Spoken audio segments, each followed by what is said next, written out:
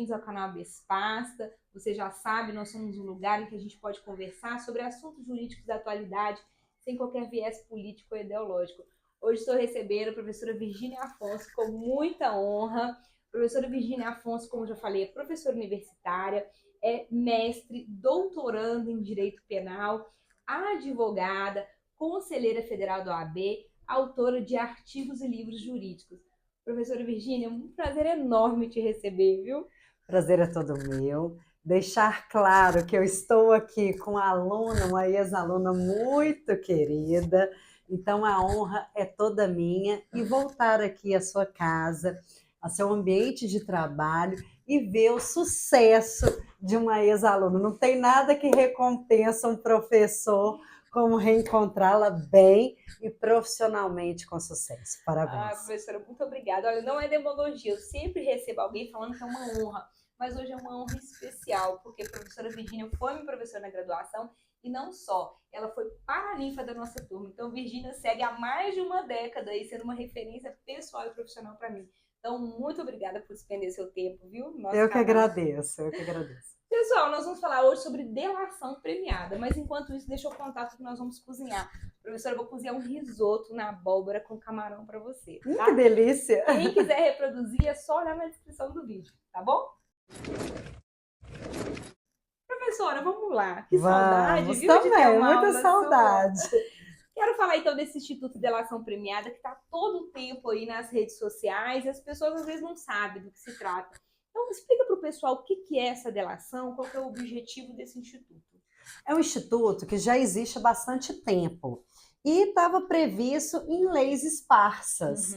Mas foi com a lei da organização criminosa, em 2013, que a gente teve realmente uma delimitação e uma formalização do instituto. Então, a partir de 2013, a gente tem na Lei de Organização Criminosa a previsão expressa e contendo todos os requisitos para aplicação. Do que se trata a delação premiada? E é um instituto que está muito em voga no país. Trata-se de um meio de produção de provas. Mas é um meio de produção de provas que ele não é absoluto, por isso que ele tem que atingir determinados requisitos para que se tenha uma delação efetiva. Então, nós temos requisitos a serem seguidos, mas não podemos deixar de lado que o Instituto é o quê? Um meio de prova. Um meio de prova. Que é o quê? O que consiste a delação premiada? É uma colaboração. Mas é uma colaboração feita por um réu ou por um investigado. Não podemos perder isso de vista. Se é feita pelo réu ou por um investigado, a gente tem que saber o pró e o contra. O porquê da criação deste instituto. Qual que é a origem da criação desse instituto? Como eu acabei de falar aqui agora, ele foi formalizado na Lei de Organização Criminosa. Então, nós chegamos num ponto que a investigação ou o processo em si não estava tendo o quê? Meios de provas adequados para poder conter o quê? Associação criminosa, lavagem de dinheiro, corrupção e corrupção política, crimes graves. Como eu não tinha um meio de prova a ser produzido, e não se esqueçam que eu estou falando que a delação premiada por si só, ela não é válida. Eu tenho que ter a colaboração de outros o quê? Mecanismos, ela tem que ser efetiva. Ela é um meio, mas um meio de um conjunto probatório. De um conjunto probatório, porque ela por si só, ela não vai resolver o problema. Agora, se ela for utilizada de forma adequada, como está prevista, é um meio de prova que vem ao quê? A contribuir para a persecução penal. E de crimes gravíssimos que muitas das vezes não seriam o quê? solucionados. Não seriam o quê? Descobertos. Então, não adianta a gente falar a delação é um instituto péssimo ou a delação é um instituto maravilhoso. Nós temos que adequar sempre o lado positivo e o lado negativo. Mas a partir do momento que excessos não ocorram e que ela seja aplicada de uma forma dentro do procedimento. E aí, professor, uma dúvida assim, que as pessoas sempre têm. O investigado ou o próprio réu, ele pode se prontificar a fazer a delação ou a delação necessariamente tem que ser oferecida a ele? O que acontece na maioria dos casos? O sujeito, para fazer... É claro, eu tenho uma fase, quando eu falo em delação premiada, eu tenho uma fase de negociação. E uma fase que é de negociação que é feita perante quem? O Ministério Público. Então, o Ministério Público vai traçar os termos ou oferecer essa delação premiada. Mas eu tenho que saber que depois eu vou ter que ter o quê? Ela tem que ser formal, ela tem que ser feita por escrito, e ela tem que ter a homologação de quem? De um juiz. Só que a gente não pode esquecer o que vem acontecendo no cotidiano. No cotidiano, nós temos o quê? Geralmente, quem faz a delação é o sujeito que já está sendo investigado, ou é o sujeito que, na maioria das vezes, ele está preso. Com uma prisão preventiva ou uma prisão temporária, mas geralmente é uma prisão preventiva. Então, o que a gente viu no Brasil que ocorreu muitas das vezes? Eu passo a ter uma extorsão premiada. O sujeito está preso, a polícia, o Ministério Público não consegue resolver, ou muitas das vezes não sabe daquele crime que vai repercutir em outros crimes, e aí o sujeito está preso.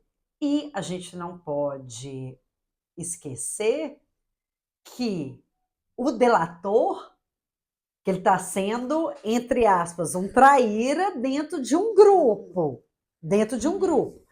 Então, o delator que vai confessar algo, algum benefício, ele há de ter.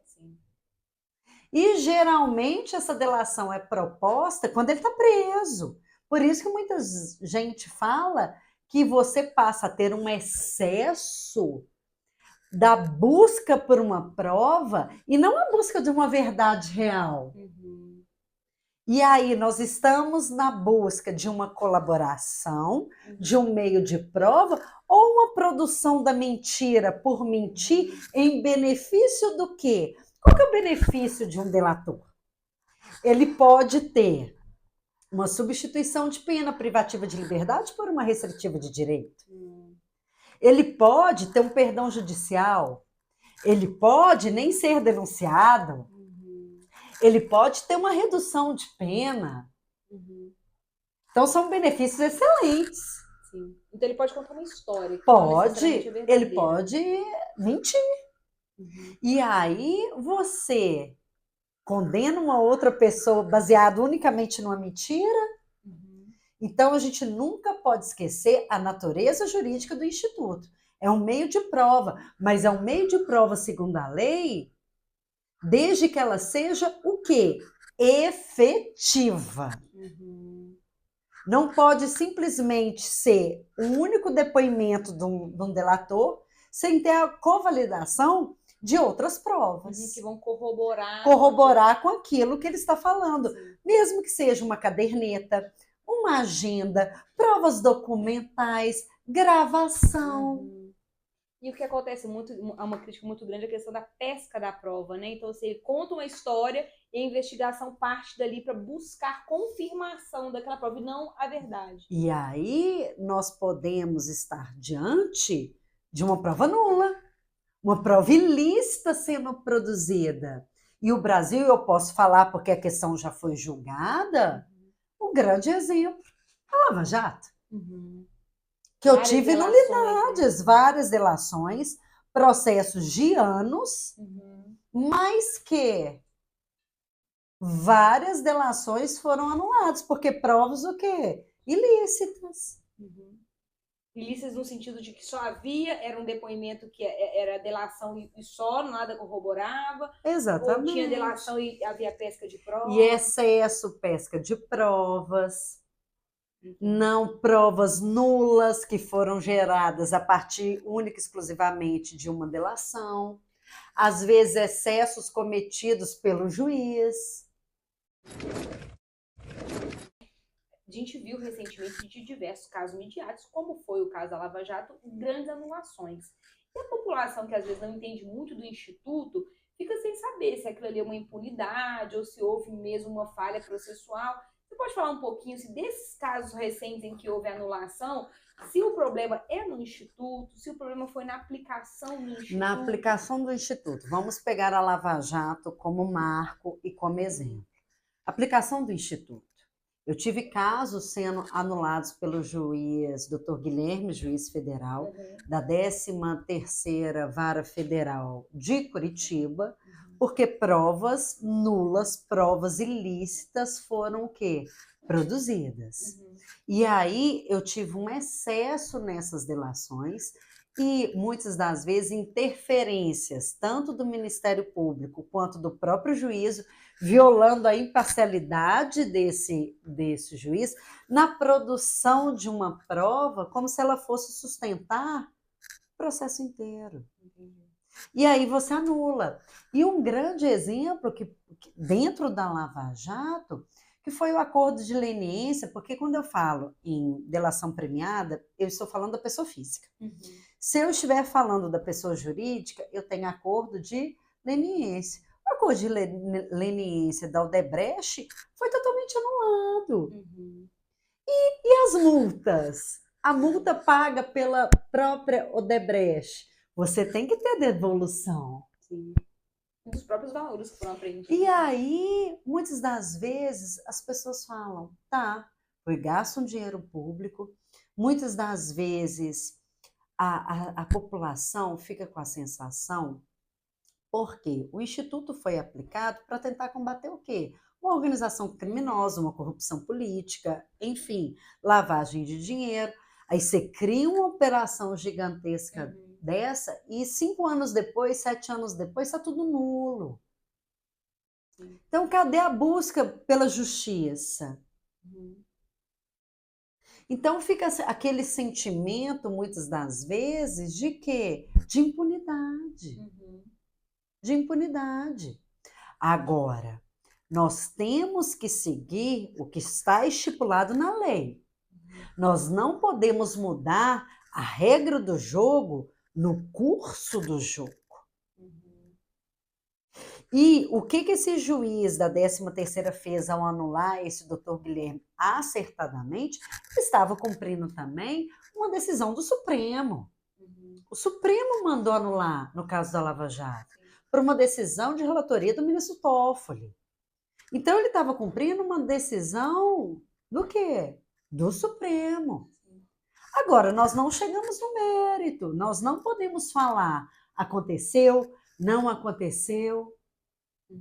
E não podemos deixar também o Instituto ser usado com excessos e para fins políticos. Porque, querendo ou não, hoje no Brasil, a gente vive uma divisão por questões políticas.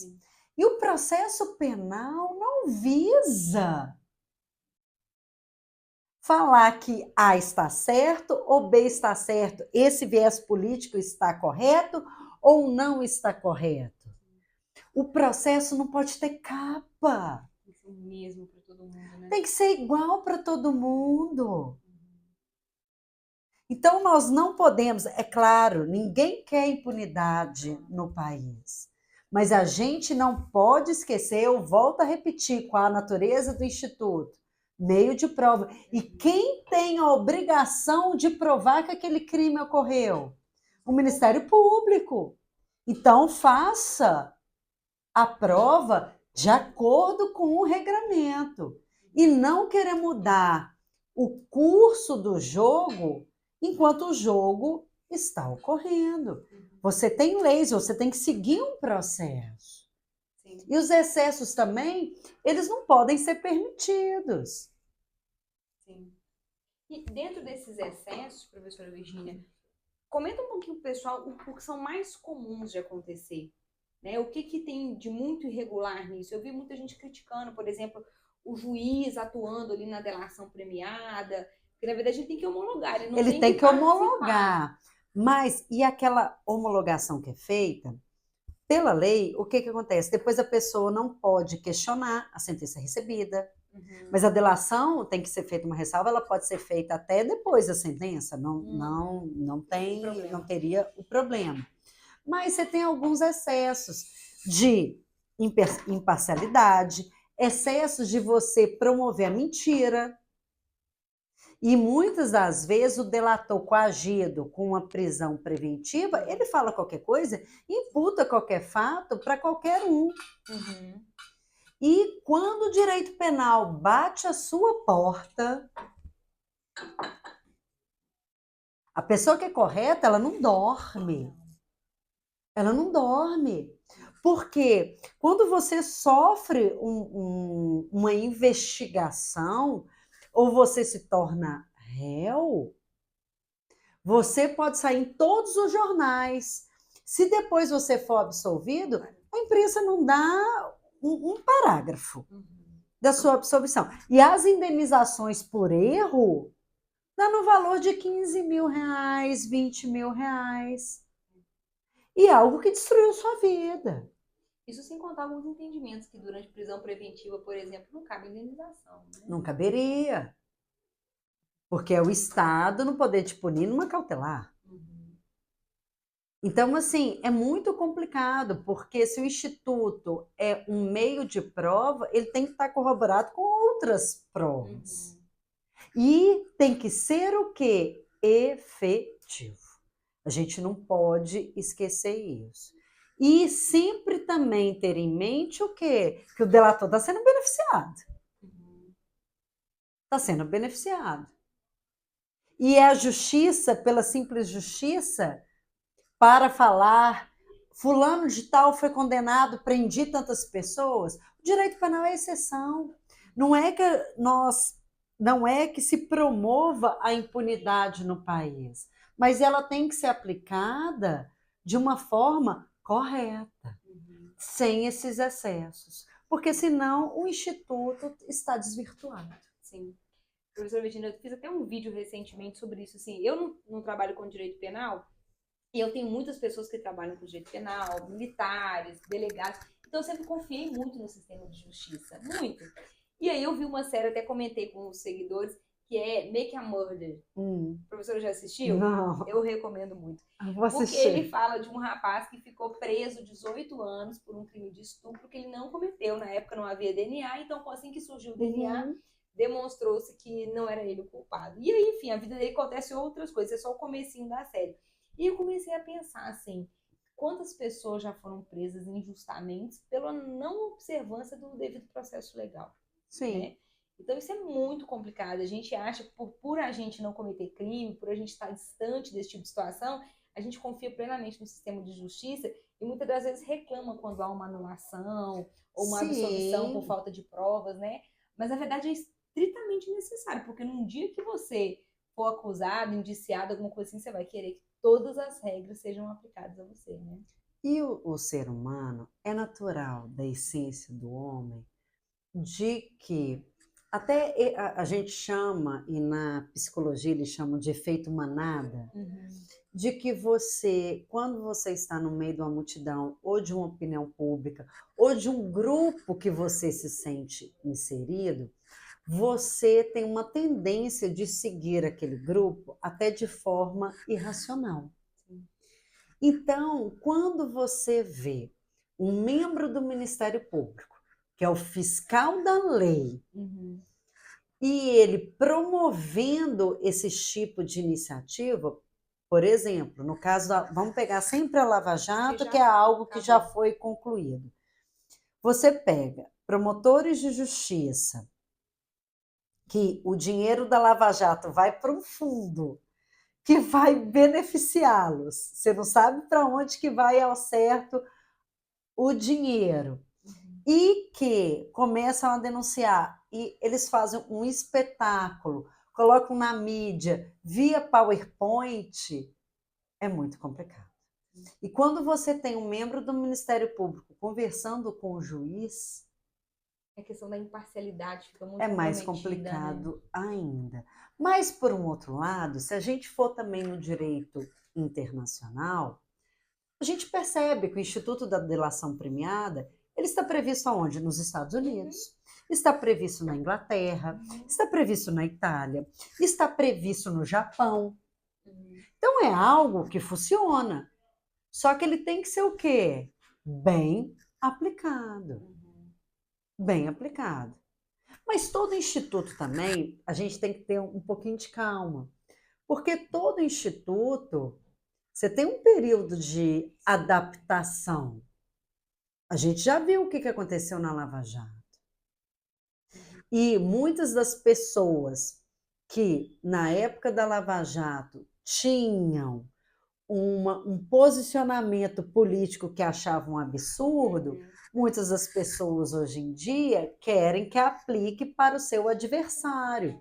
Por isso que o direito, ele tem que ser aplicado de forma correta, porque pau que dá em Chico tem que dar em Francisco, mas uma forma o quê? Correta e dentro da legalidade.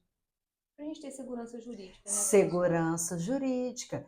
E se a gente... E aqui eu até extrapolo. Eu vou sair, porque o direito penal tem que ser a última ratio. Quando as outras matérias não conseguem resolver, e eu falava isso muito dentro de sala de aula, que eu dava a matéria mais importante do curso de direito. Porque enquanto as outras matérias, eu brincava assim, as matérias chechelentas não resolviam, quando você busca para o direito penal, é porque é o único instituto que vai efetivamente conseguir o quê? Resolver. Então, eu tenho que ter esse cuidado. Hoje em dia, grandes empresas, grandes multinacionais, elas não querem investir no Brasil porque você não tem uma segurança jurídica. Você não tem uma segurança jurídica. Não tem previsibilidade do que vai acontecer com você de acordo com o que você atuar, né? Pois é. E aí fica efetivamente muito difícil. Vi, né, a professora falou, tem esse instituto em diversos países. Inclusive, eu ia comentar, nos Estados Unidos isso é muito recorrente em filme, né? Sim, sim. As pessoas estão lá fazendo interrogatório, tem sempre aquela proposta, se você assumir o crime, se você confessar, você pode receber porque é uma barganha, é uma negociação. Isso. E eu ia perguntar, né, a professora já até falou, mas eu queria que a professora aprofundasse um pouquinho mais. Essas delações que aconteceram no Brasil, o problema é do instituto ou da má aplicação desse instituto? Eu entendo como uma aplicação. Porque se você pegar a lei é muito específica, que ela tem que ser o quê? Efetiva, que é um meio de prova, os benefícios que podem ser dados, que principalmente que ela tenha que ser o quê? Efetiva. Agora, basta ao aplicador deste instituto segui-lo. Porque também é muito difícil a gente ficar só na teoria, né? E levar para a prática. Sim. Levar para a prática. E todo mundo tem o seu interesse. Tanto que na Lava Jato, você tinha o que eu chamava de competência universal. Curitiba, 13ª Vara Federal, queria avocar todos os processos do país para lá. Por um entendimento até o quê? Pessoal, porque era o processo mais famoso do Brasil, era o processo que, querendo ou não, estava levando possivelmente um presidente da República a ser preso, que envolvia políticos, era um negócio de repercussão nacional, então todo mundo queria julgar. E tinha um apoio popular, né? Tinha, porque ninguém é contra a delação premiada, ninguém é contra o instituto, mas ele tem que ser aplicado o quê? Corretamente. A gente não pode admitir uma condenação, e se essa condenação exigir, que seja feita investigação, que se abra, que se ofereça uma denúncia, mas que ela siga o rito, que ela siga o processo, conforme está na lei. Eu não posso simplesmente querer condenar por condenar, por um viés vingativo. Sim. Porque se hoje cai a rainha, amanhã cai o rei. Então, nós temos que ter uma segurança. Se você ler simplesmente um instituto, ele está bem regulamentado. Eu preciso que a aplicação seja correta. Seja correta. E interessante, né, professora Virginia, que a gente tem tido muita crítica com relação à atuação do Poder Judiciário, porque, pelo seguinte, o Poder Legislativo e o Poder Executivo, eles estão em busca da aprovação popular. É normal, eles são eleitos, né? Eles falam, né, e defendem ali ideias para o seu público, para o seu eleitorado. Mas o Poder Judiciário, ele não pode ser político. Pode. Né? Independentemente de quem você não pode ter um juiz filiado a partido político. Sim. E outra, aqui é uma opinião minha. O juiz ele tem que ter uma certa reserva. Ele é um julgador. Sim. Ele não pode querer estar na capa da Forbes. Sim. Essa opinião popular, né, que é um problema. Pois Parece é, que eles buscam mas o muito, juiz, né, essa aprovação popular. O juiz, ele tem que se curvar à mídia? Não, porque no dia que o juiz se curva à opinião popular, acabou. Desculpa o termo, tá todo mundo lascado. Acabou. Porque ele estudou para aplicar a lei. Ele estudou para fazer justiça.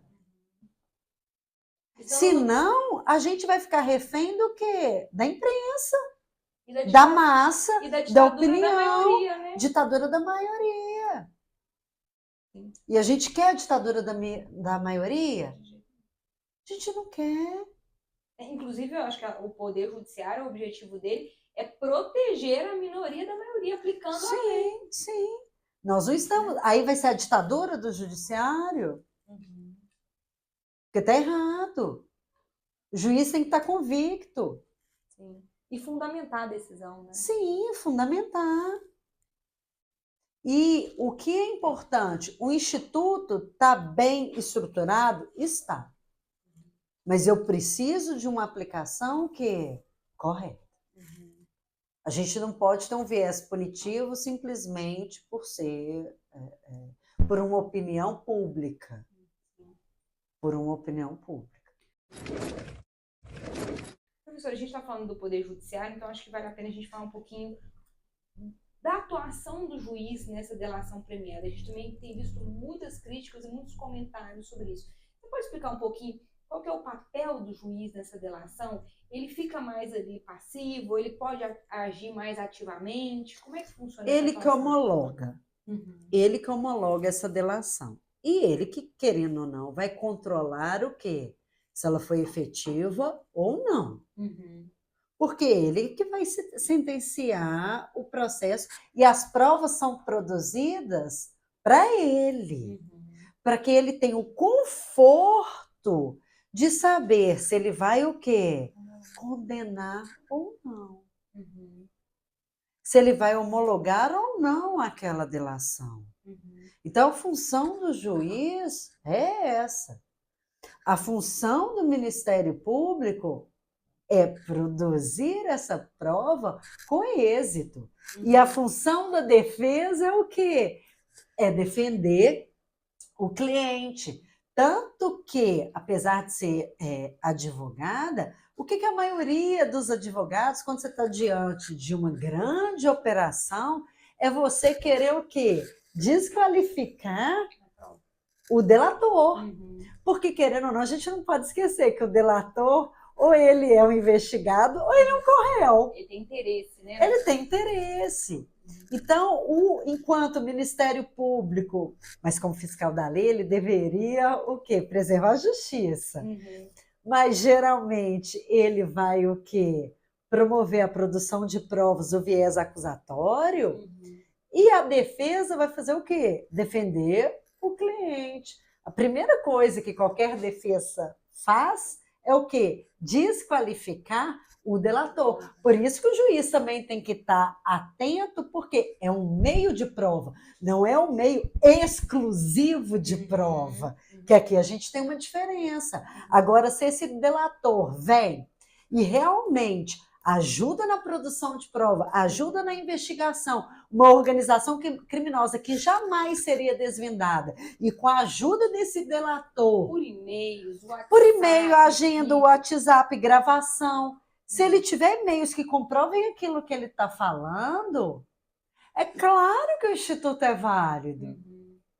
E isso vai proteger quem? A coletividade. Porque quando eu tenho uma corrupção sendo descoberta, uma corrupção em desvios de verbas de hospital, a título de exemplo, na pandemia, por exemplo, aconteceu muito isso. Eu estou matando milhares de pessoas. Milhares. Então é algo que vai proteger o quê? A coletividade. Em última análise, a sociedade. É, a sociedade. Então, é aplicar o instituto da forma que ele deva o quê? Ser aplicado. Porque é um instituto bom.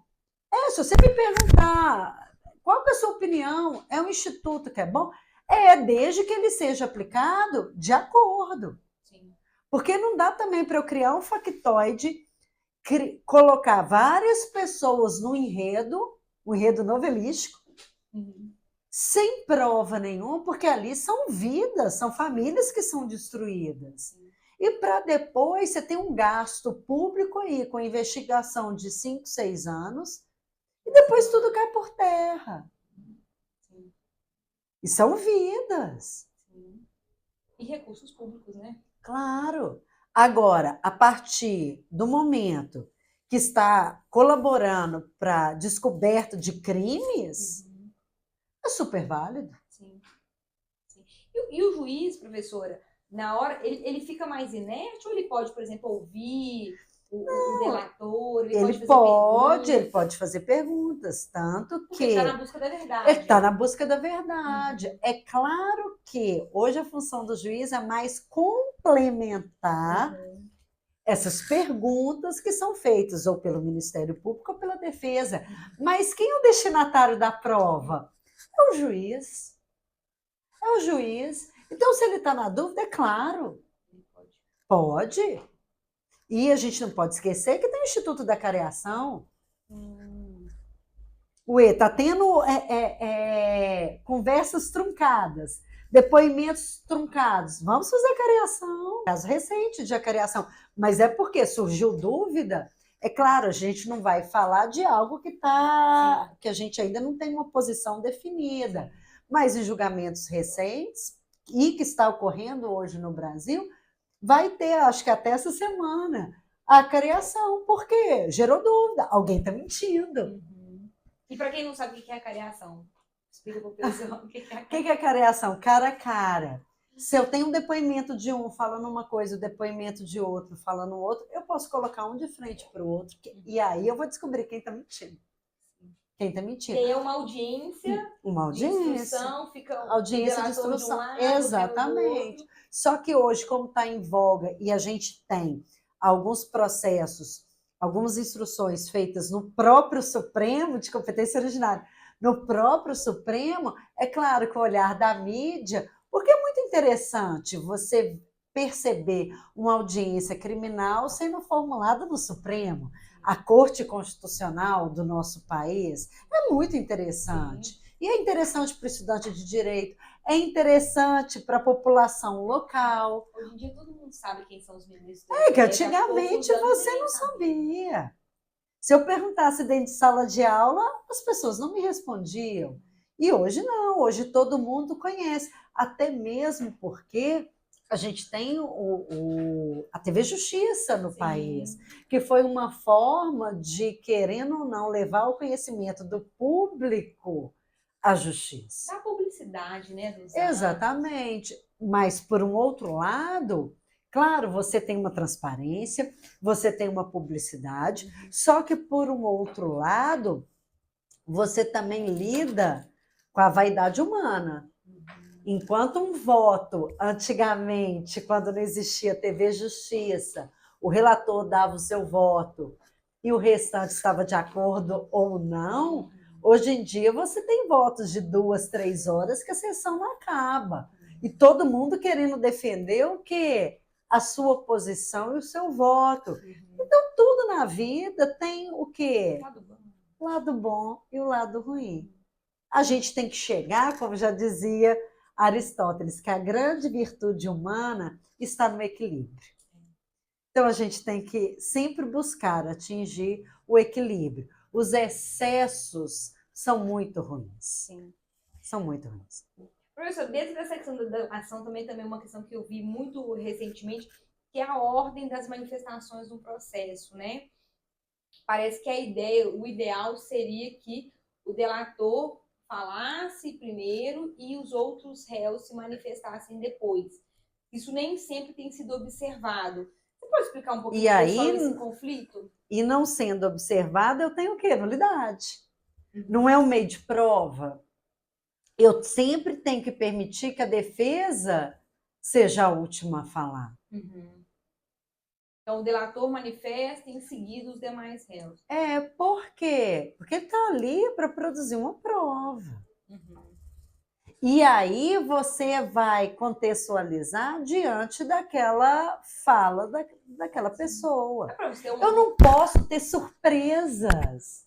No processo penal não existe aquela prova bomba. Agora vai ter uma... Porque às vezes a gente vê em filme, a gente acha Chega uma testemunha do nada. Do nada. Isso não existe no Brasil. Isso não existe. Então não tem. Eu tenho que permitir o devido processo legal. Você tem uma ampla defesa e contraditória. Se você não sabe o que ele vai dizer, como é que você vai se defender? Claro, até para se defender. A posição da defesa, gente, é sempre muito mais difícil do que da acusação. Professora Virgínia, eu acho que foi excelente, acho que deu para esclarecer muito esse instituto para as pessoas que estão nos assistindo. Eu queria, então, que você olhasse para as câmeras, desse os seus recados, se as pessoas podem te seguir no Instagram, podem te encontrar, fica à vontade. Estou muito feliz de estar aqui, principalmente com a ex-aluna, muito, muito, muito feliz. Sou conselheira federal por Minas Gerais, representando os interesses da advocacia no âmbito nacional. Fui eleita também presidente da Comissão Nacional da Garantia da Defesa, então estou muito feliz. E dizer que o direito penal é sempre a exceção. Então, sempre aplicar de uma forma adequada e coerente e seguindo sempre a Constituição. E é uma alegria estar aqui mais uma vez, encontrando uma ex-aluna, e para um professor nada melhor do que reencontrar os alunos e numa posição de sucesso e destaque no país. Muito obrigada pelo convite mais uma vez. Eu que agradeço, é uma honra recebê-la. Estava morrendo de saudade de ter uma aula e fiquei aqui sem saber se cozinhar, você ficava assistindo todos os detalhes.